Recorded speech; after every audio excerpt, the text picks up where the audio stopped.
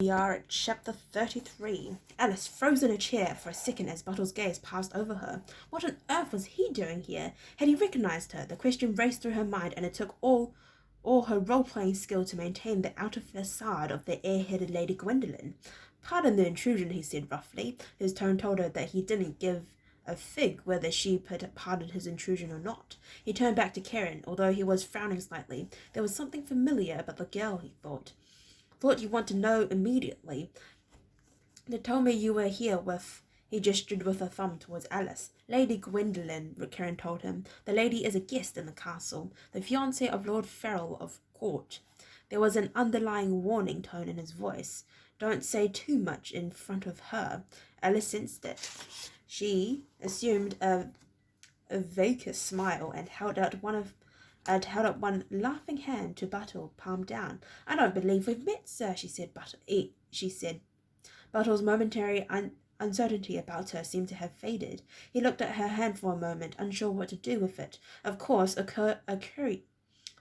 courtier would have raised it to his lips in a mock kiss, but Buttle was no courtier. Again, Karen filled the gap in the conversation. Lady Gwendolen, this is John Buttle, one of my new retainers. Buttle finally seemed to decide that he had to do something about Alice's proffered hand. He reached out, gasped it, none too gently in his own, and shook it. Pleasure to meet you, he said, with all the charm of a goat. Delighted, Alice said smoothly. So, Mr. Buttle, you were pursuing the traitors. How brave of you. She fluttered her eyelashes at him. Buttle frowned for a moment. Traitors, lady, he said, and hesitated. He glanced uncertainly at Karen. I've just been telling Lady Gwendolen, Karen said meaningfully, how Lord Ormond and the juggler were planning to hand the castle over to the Scotty. Buttle's frowns deepened. He paused for a moment. Then, just a little too late, comprehension dawned on his face. Eh? Oh, yeah, that's right, traitors, sure enough. Lucky we got one in time, I say. Why, if we hadn't, they were all set to make... Yes, I'm sure good Lady Gwendolen doesn't want to hear all the sort of details, Clarence said quickly. He had little faith in Buttle's ability to improvise a story without making a hash of it. Best to keep it all simple. Alice noticed the hasty intervention and guessed the reason for it. She felt a vast sense of relief that she hadn't taken Karen into her confidence. Apparently, a lot of things about Castle Mackendale were not as they seemed. Oh dear, Mr. Buttle, you seem to be injured, she said now.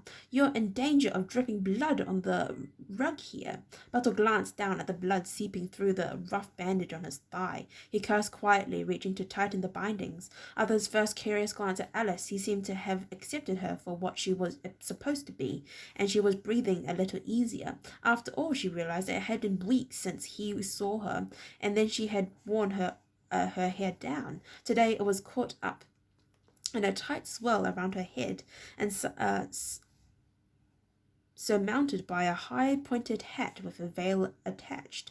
It was the latest fashion, Alice knew, although personally she found it absurd, but she had been taught the value of a different hairstyle when it came to disguises. In addition, the clothes were vastly different. She was wearing a rather ornate gown, fastened with adornments and light, lacy attachments with ridiculously wide, trailing sleeves and pinned with jewelry wherever a space could be found. As a courier, she had worn a simple white dress. To complete the effect, she was keeping her naturally deep voice in a high register, mimicking the slightly querulous upper-class tones that would have come naturally to someone like Lady Gwendolen. As a result, Alice began to feel increasingly confident, too confident perhaps, but she could see a chance to gather information here. Did the traitor Ormond strike you with his sword? She asked, pretending concern for the man. He snorted derisively. That bookworm, he couldn't lift a sword to save his miserable life. No, it was that blasted juggler who did the damage. Damn his stinking hide. Language, Buttle, Karen said warningly. Buttle looked at him, uncomprehending, and Karen nodded towards Alice. Oh, excuse the Gallic lady. Anyway, the cowardly little swine shot me, wouldn't face me like a man, sculled off 300 or 400 meters and put an arrow through my leg. Must have missed what he was aiming at, Alice thought. What a pity. 300 meters, Karen said with a note of disbelief. That's some kind of shot. Buttle shrugged. He was the sort of man who would always exaggerate. Well, maybe not 300, but long enough. He's no juggler, mark my words. Never saw a juggler who could shoot like that. Alice felt a small thrill of alarm. He seemed like an excellent juggler to me, she said, hoping to head the discussion away from dangerous ground. If Buttle was convinced Will was a juggler, he wouldn't suspect that he might be something else, a ranger, for example, because if he suspected that, he might begin to suspect her as well. She turned to Karen. After all, he had a most pleasant voice, did he not, Sir Karen? Karen nodded thoughtfully. It hadn't occurred to him to doubt Boughton's identity or profession. From what he'd seen, the man was quite an adequate juggler. He certainly seemed professional enough, he agreed, and the dog was well trained to perform too. Oh, God, Alice thought. Butler looked up with a mild interest. Dog? What dog was that? Karen made a disclaiming gesture with his hand. The subject wasn't really important, it seemed to say. Oh, he had a black and white border shepherd bit with him. Used to join in the act. Oh, God, Alice thought again. Buttle's eyebrows had contracted into a deep frown of concentration as he put facts together. An expert bowman, in fact, far more than expert, and a black and white border shepherd. Suddenly he took a pace towards Alice, and his hand shot out, finger pointing at her. He'd known there was something familiar about her. Stand up, he demanded. Karen looked at him in something close to alarm. The man seemed to have taken leave of his senses. Alice regarded him with a disdainful smile, as befitting a noble lady who had been ordered around by a commoner. I beg your pardon, Mr. Buttle, she said with a great dignity. She turned to Karen. Really, Sir Karen, my fiancé will hear of... Stand up, Buttle demanded, shouting to her now. Karen stood and took a pace towards him, laying a hand on his arm. Buttle, what in God's name is wrong with you? I thought I recognized her. I thought there was something about her, he said. Alice remained seated, outwardly calm, a look of mild amusement and disdain on her face. She knew all too well why Buttle wanted her to stand. Her height was the one thing she couldn't disguise. Sir Karen, would you mind removing this man from my room? The door to the anteroom opened, and Max, alarmed by Buttle's shouting, looked in. My lady, he said, is everything all right? His hand was hovering close by his dagger. Alice waved him away. The last thing she wanted was a physical confrontation. She had only 2 men at arms close by, and if it came to a fight, they would be hopelessly outnumbered.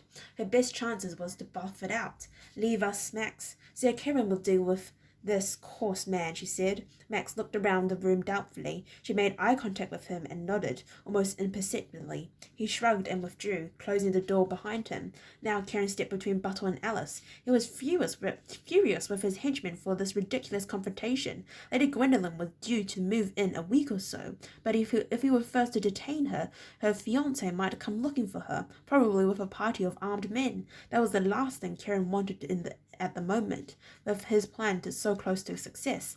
Buttle, he said very quietly, I'm warning you. Shut up and get out of here now. But the tall, bearded man was shaking his head before Karen finished his order. She is no noblewoman, he said. I've seen her before. I know it. Now make her stand. Karen turned apologetically to Alice and shrugged. Perhaps if you humour the man, Lady Gwendolen, he began, but she shook her head indignantly. I'll do no such thing, she said. Karen hesitated. There was a sudden doubt in his eyes. Buttle seized on it as he made the final connection in his mind. She's a courier, he said triumphantly. I saw her down south, and she was with a ranger. Now Karen's expression was one of alarm. A ranger, he asked, and Buttle nodded several times. Mark, make her stand. You'll see. She's near as tall as I am. Karen turned to Alice. You are rather tall, he said thoughtfully. Please do as Buttle asks. Stand up. Alice sighed inwardly, knowing she had lost. She could bluff for a few more minutes, but Karen's suspicions were alerted now. Gracefully she stood, hearing Buttle's quick gasp of triumph. That's her, he said. I knew it. I knew I'd seen her. Now she's standing There's no mistake, and I'll wager that juggler Barton is no more a juggler than I am. I bet he's her ranger friend. He searched his memory again, trying to recall the scraps of conversation he'd overheard outside the cabin. What did you call him? Will. That was it. Will. Karen was definitely interested in this piece of news. And isn't that the juggler's name too? What a coincidence. I think you have a little explaining to do, Lady Gwendolen. Oh, look at that. We made it to chapter 34. Right. I'd like to thank you very much for listening to read up to chapter 33. If you'd like to listen to me read chapter 34, then please stay posted and hope I'll see you next time. Bye-bye.